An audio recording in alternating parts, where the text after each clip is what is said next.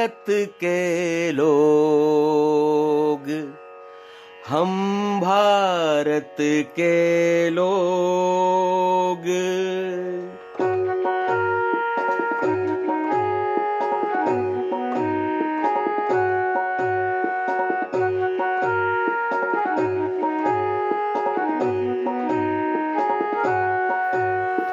हम भारत के लोग, हम भारत के लोग, हम भारत के लोग, हम भारत के लोग।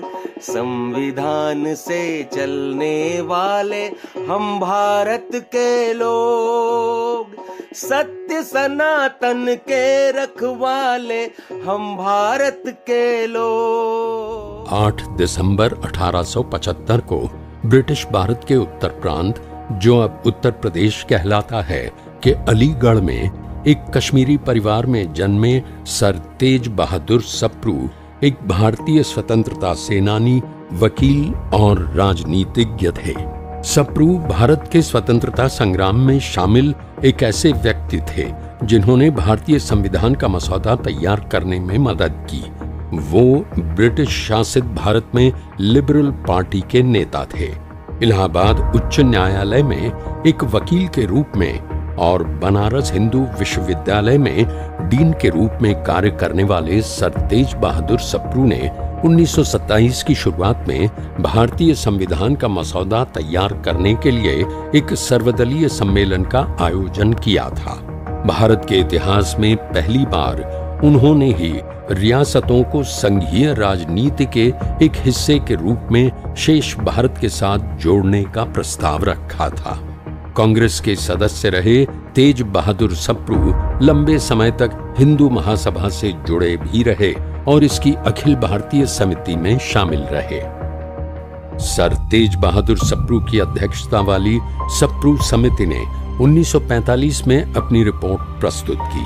इस रिपोर्ट में भारत के संविधान के लिए कुछ महत्वपूर्ण सुझाव दिए गए थे, जिनमें व्यक्तिगत अधिकारों, अल्पसंख्यकों के अधिकारों और संघीय व्यवस्था के बारे में सिफारिशें शामिल थीं। सप्रू समिति की रिपोर्ट ने भारतीय उपमहाद्वीप को 2 राज्यों में विभाजित करने के प्रस्ताव को खारिज कर दिया, यानी भारत के विभाजन को सिरे से नकार दिया था। सप्रू समिति ने ही व्यक्तिगत अधिकारों की 2 श्रेणियां प्रस्तावित की, न्याय संगत अधिकार यानी मौलिक अधिकार और गैर न्याय संगत अधिकार यानी राज्य नीति के निर्देशक सिद्धांत। सप्रू समिति ने भारतीय संविधान में व्यक्तिगत स्वतंत्रता और राज्य की शक्तियों के बीच संतुलन बनाए रखने पर भी जोर दिया। 19 सितंबर 1945 को भारतीय नेताओं और ब्रिटेन से भारत आए कैबिनेट मिशन के सदस्यों के बीच बातचीत के बाद वाइसरॉय लॉर्ड वेवल ने प्रांतीय और केंद्रीय विधायिकाओं के चुनाव दिसंबर 1945 से जनवरी 1946 के बीच कराए जाने की घोषणा कर दी। ये चुनाव भारत के लिए मील का पत्थर साबित होने वाले थे, क्योंकि इन चुनावों के आधार पर एक कार्यकारी परिषद और एक संविधान निर्माण निकाय का गठन किया जाना था। ये चुनाव इसलिए भी महत्वपूर्ण थे क्योंकि इन चुनावों के आधार पर गठित प्रांतीय विधानसभाओं को फिर एक नई संविधान सभा का चुनाव करना था, जो एक स्वतंत्र भारत के लिए संविधान तैयार करना शुरू कर दी। सभी चुनाव लड़ने वाली पार्टियों ने चुनाव प्रचार शुरू कर दिया। कांग्रेस ने लगभग पूरी भारतीय आबादी का प्रतिनिधित्व किया, जबकि मुस्लिम लीग ने पूरी मुस्लिम आबादी की ओर से बोलने का दावा किया। चुनाव अभियान का प्रमुख मुद्दा पाकिस्तान का मुद्दा बन गया।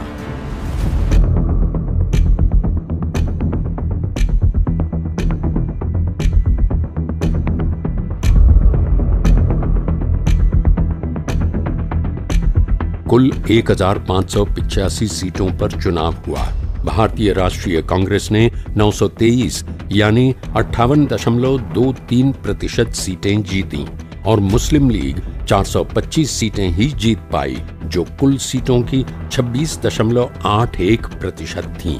प्रतिशत के हिसाब से देखें तो मुस्लिम लीग को मिली सीटें कांग्रेस से बहुत कम नजर आती हैं। लेकिन सच तो ये है कि लीग ने केंद्रीय विधानसभा में सभी मुस्लिम निर्वाचन क्षेत्रों के साथ साथ प्रांतीय विधानसभाओं में अधिकांश मुस्लिम निर्वाचन क्षेत्रों पर कब्जा कर लिया था।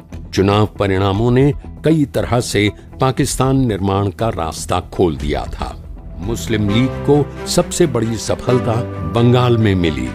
यहाँ की 119 मुस्लिम सीटों में से 113 वो जीतने में कामयाब रही। लीग ने संयुक्त प्रांत में 64 मुस्लिम सीटों में से 54 और बिहार की 40 मुस्लिम सीटों में से 34 पर जीत हासिल की। यही नहीं, लीग बॉम्बे और मद्रास की सभी मुस्लिम सीटों पर कब्जा करने में कामयाब रही। भारतीय कम्युनिस्ट पार्टी ने 108 उम्मीदवार उतारे थे, जिनमें से केवल 8 ही जीत पाए। माना जाता है कि कम्युनिस्ट पार्टी को ये झटका भारत छोड़ो आंदोलन का समर्थन न करने के कारण लगा था। उत्तर पश्चिम सीमांत प्रांत के नतीजे मार्च में आए। कांग्रेस को मजबूत बहुमत मिला, जिसका मुख्य कारण था अब्दुल गफ्फार खान का व्यक्तित्व, जिससे कांग्रेस को यहां बिना किसी परेशानी के सरकार बनाने में मदद मिली। पंजाब में मुस्लिम लीग के एकजुट प्रयास से उसे सबसे बड़ी सफलता मिली। उसने कुल मुस्लिम सीटों में से 75 सीटें जीती और विधानसभा में सबसे बड़ी पार्टी बन गई। कांग्रेस 43 सीटें जीतकर दूसरी सबसे बड़ी पार्टी रही, जबकि सिख केंद्रित अकाली दल 22 सीटों के साथ तीसरे स्थान पर रहा।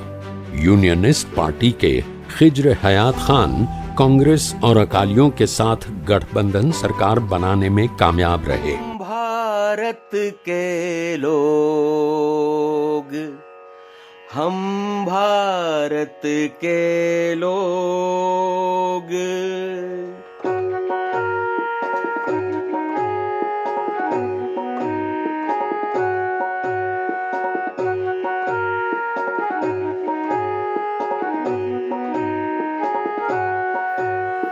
हम भारत के लोग, हम भारत के लोग, हम भारत के लोग, हम भारत के लोग, संविधान से चलने वाले हम भारत के लोग, सत्य सनातन के रखवाले हम भारत के लोग, हम भारत के लोग, हम भारत के लोग।